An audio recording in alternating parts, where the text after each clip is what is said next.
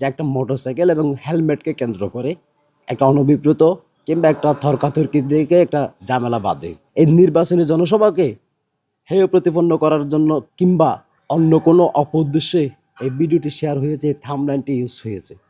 এরা এদের থাম্বনেইলে লিখছে কক্সবাজার ৩ আসনের বিএনপির এমপি প্রার্থী কাজলের নেতাকর্মীদের চাঁদা না দেয়ায় ব্যবসায়ীকে মারধর, প্রতিবাদে ব্যবসায়ীদের লাঠি মিছিল। তারা একটা ভিডিও শেয়ার করে, আর সেই ভিডিওর থাম্বনেইল লাইন হচ্ছে এটা। আমরা দেখলাম পুরো ভিডিওতে ঢুকে থানার উড়ে মিছিল এবং থানাকে তারা অবরুদ্ধ করছে, এরকম একটা অবস্থা। এটা শহরের প্রাণকেন্দ্র বাজারকাটা, যেটা ব্যবসায়িকভাবে কেন্দ্র এবিসি রুট, যেটাকে কক্সবাজারের স্থানীয়রা জমজম মার্কেট বা জমজম রুট হিসেবে চিনি। আমি এখন সেই রোডে আছি এবং সেই মার্কেটের সামনে আছি, যে মার্কেটের সামনে গতকাল অর্থাৎ 5 ফেব্রুয়ারি একটা মোটরসাইকেল রাখাকে কেন্দ্র করে এবং হেলমেটকে কেন্দ্র করে এখানে একটা উভয় পক্ষের তর্কাতর্কি হয়।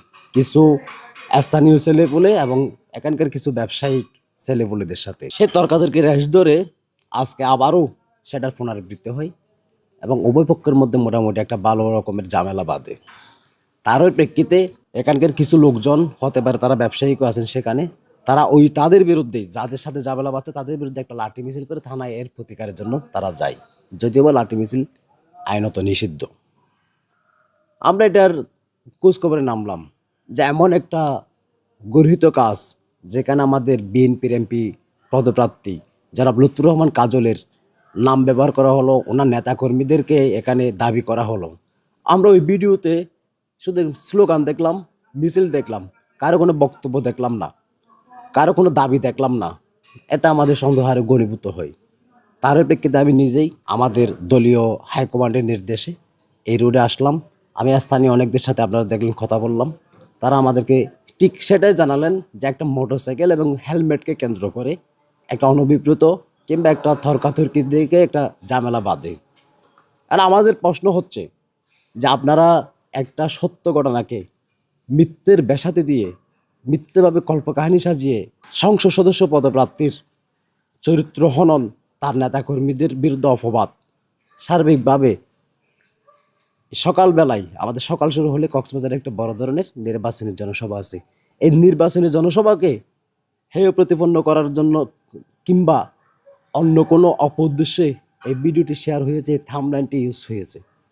আমরা যখন সামাজিক যোগাযোগ মাধ্যমে এটার প্রতিবাদ জানাই, তখন আবার তারা তাদের থাম্বনেইল বা ক্যাপশন তারা চেঞ্জ করে নিয়ে আসে কি কক্সবাজারের চাঁদা না দিয়ে ব্যবসায়ীকে মারধর, প্রতিবাদে ব্যবসায়ীদের লাঠি মিছিল। যদি একটা অনলাইন পোর্টাল কিংবা আমরা ওনাদেরকে যদি সাংবাদিক হিসেবে দাবি করি, তাইলে ওনারা কত বেশি মানে দায়িত্ব জ্ঞানহীন হলে এরকম একটা ক্যাপশন তারা ব্যবহার করতে পারেন। এটা নিশ্চয় একটা অপউদ্দেশ্যে এবং উদ্দেশ্য প্রণোদিতভাবে করা হয়েছে বলে আমরা মনে করি। এই ভিডিওকে কেন্দ্র করে একই ক্যাপশন দিয়ে আমরা বিভিন্ন বট আইডি দেখতেছি, যারা একই ক্যাপশনে বলতেছে যে একটা দলের নেতাকর্মীদেরকে, আমাদের দলের নেতাকর্মীদেরকে দায়ী করে এই ভিডিও তারা একটা বিভ্রান্তি সমাজে চড়াচ্ছে, একটা ঘৃণা বিদ্বেষ এরা চড়াচ্ছে। এমন কক্সবাজার আমরা চাই না, এমন সাংবাদিকতা আমরা চাই না, যেখানে সত্যকে আড়াল করা হবে এবং একটা মিথ্যেকে অপবাদ দিয়ে আমাদের রাজনৈতিক দলের নেতাকর্মীদের কিংবা আমাদের সংসদ সদস্য পদপ্রার্থীকে হেয় প্রতিপন্ন করা হবে।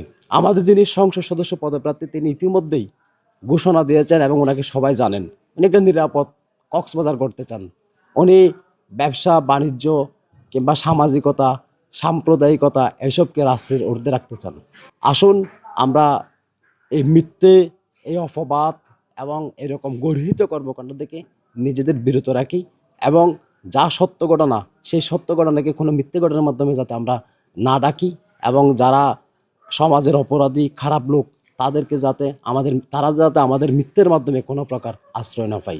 আমি এই জায়গা থেকে দাঁড়িয়ে, যে জায়গায় উল্লেখ করে সেই জায়গা থেকে দাঁড়িয়ে আমি এমন একটা উদ্দেশ্য প্রণোদিত এবং এই অপপ্রচারের নিন্দা জানাচ্ছি এবং পাশাপাশি আমাদের যারা শুভাকাঙ্ক্ষী রয়েছেন, যারা সচেতন জনগণ রয়েছেন, তাদেরকে অনুরোধ জানাবো আপনারা এই মিথ্যে নিউজটাকে বয়কট করুন।